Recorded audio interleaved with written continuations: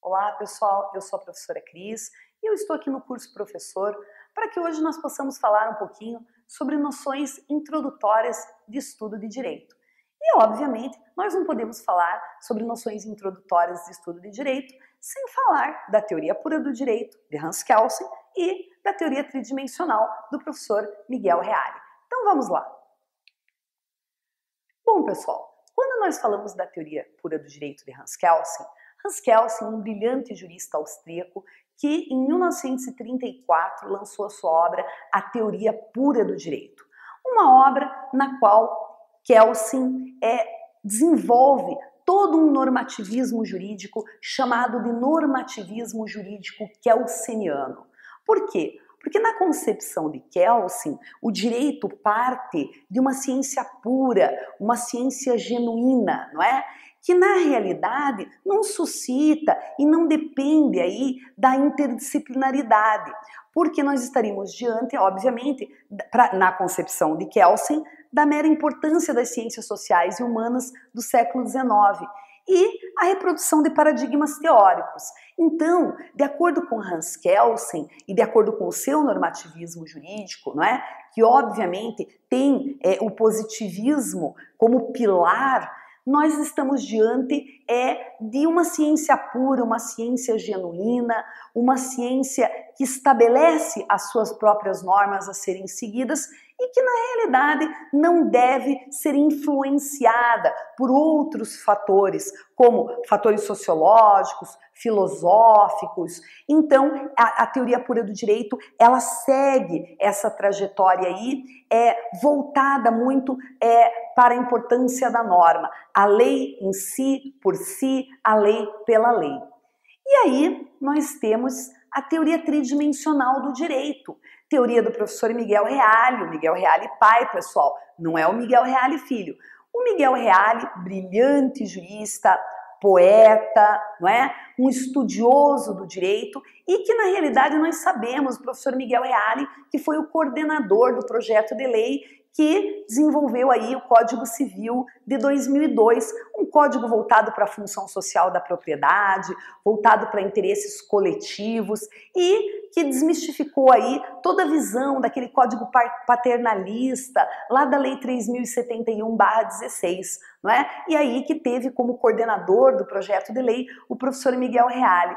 Fato interessante é que esse projeto de lei do Código Civil de 2002 ficou por 26 anos no Congresso Nacional, até que então ele fosse aprovado.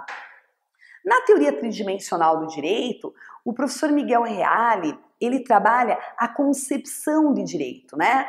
E ele, na verdade, desmistifica o que nós tínhamos até então, porque o professor Miguel Reale trabalha essa questão de que não é viável ver o direito simplesmente como uma norma. O direito não pode ser visto única e exclusivamente como uma norma. A lei pela lei, dura lex sed lex, a lei é dura, mas tem que ser cumprida. Então, ele não parte do normativismo jurídico. Pelo contrário, por meio da teoria tridimensional do direito, o professor Miguel Reale unifica três concepções unilaterais do direito, importantíssimas, que são o sociologismo jurídico, onde ele estabelece que existe uma relação dos fatos, ou seja, o direito, o mundo jurídico precisa analisar o fato, o moralismo jurídico, ele precisa também conceber os valores e o normativismo abstrato as normas. Então, quer dizer, quando nós falamos da teoria tridimensional, por meio da teoria tridimensional, o professor Miguel Reale trabalha três elementos do direito: o fato, o valor e a norma, não é? Ora, o direito deve analisar esses três fatores e não unicamente a norma, o normativismo jurídico. O direito nasce da sociedade para a sociedade, não é? O direito nasce do fato social e dessa forma ele tem que ser analisado. E o professor Miguel Reale, brilhantemente, unificou essas três concepções unilaterais do direito por meio da teoria chamada de teoria tridimensional. Fato, valor e norma, partindo do fato, como eu já disse, do sociologismo jurídico, os valores do moralismo jurídico e o normativismo abstrato que nos traz as normas. Bom, e não dá, pessoal, para falar de direito sem falar de moral, não é? Porque é inevitável, a gente sempre estabelece essa relação entre moral e direito. Isso sempre acontece, não é? Para quem está lá nos cursos iniciais do curso de direito, lá na disciplina de introdução ao estudo de direito, por exemplo, não tem como. Se você vai estudar direito, você acaba também estudando moral.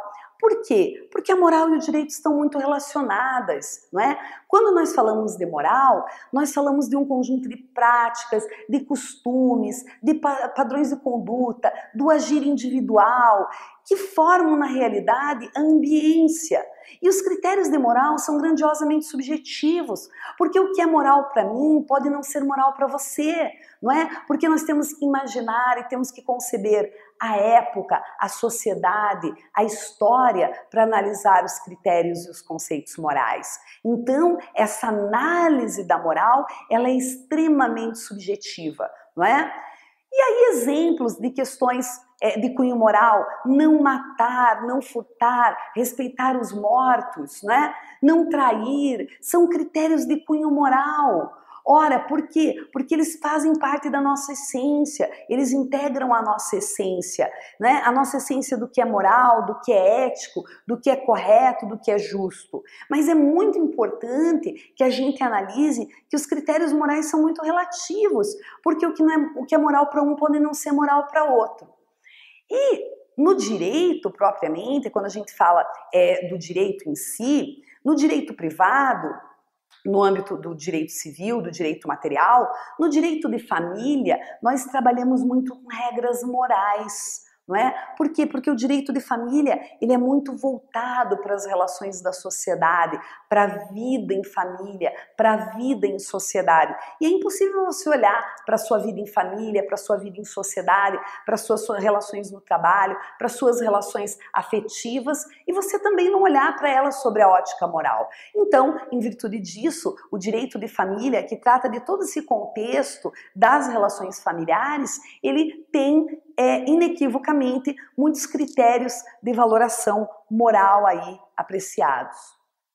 E o direito, na verdade, né, pessoal, que é esse conjunto de normas, esse conjunto de normas de agir, não é? Essa norma agendi, essa norma de agir, que estabelece, que define a dimensão da conduta humana, como deve ser a conduta humana, como é que é essa fórmula do agir.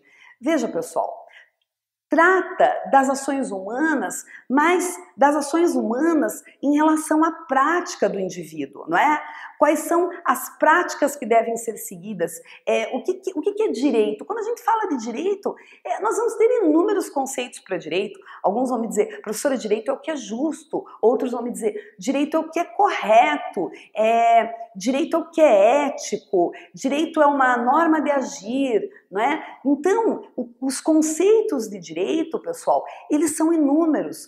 Mas, na realidade, o direito está sempre voltado para as relações humanas, ele está sempre voltado para as ações humanas, para a prática dos indivíduos.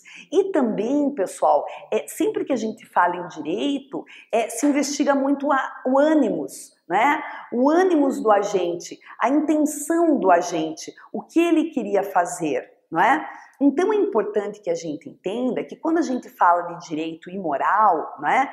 É muito difícil separar direito e moral, porque na verdade direito e moral andam juntos, eles caminham no mesmo sentido.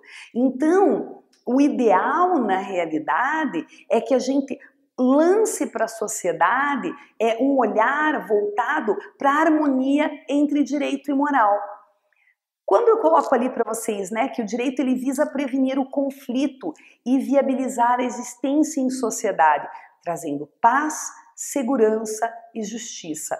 Esse é o objetivo do direito. O objetivo do direito é pacificar a sociedade, é trazer para a sociedade segurança jurídica, não é? Para que as pessoas tenham segurança em relação à prestação jurisdicional, de que quando elas tiverem um problema na sociedade e elas não conseguirem resolver esse problema no âmbito extrajudicial, elas buscarão o Estado e o Estado prestará a tutela jurisdicional, não é? Então elas se socorrerão do Estado, aqueles que são chamados de jurisdicionados.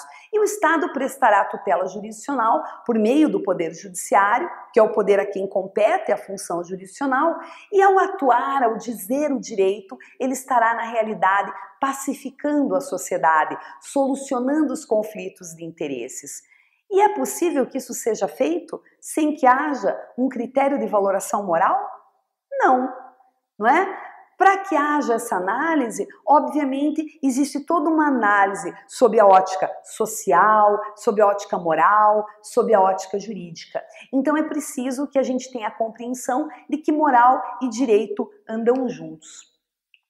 Na realidade, são instrumentos de controle social que pertencem ao campo da ética e não se excluem. É uma questão que a gente está precisando tanto lembrar nos dias atuais, né, pessoal?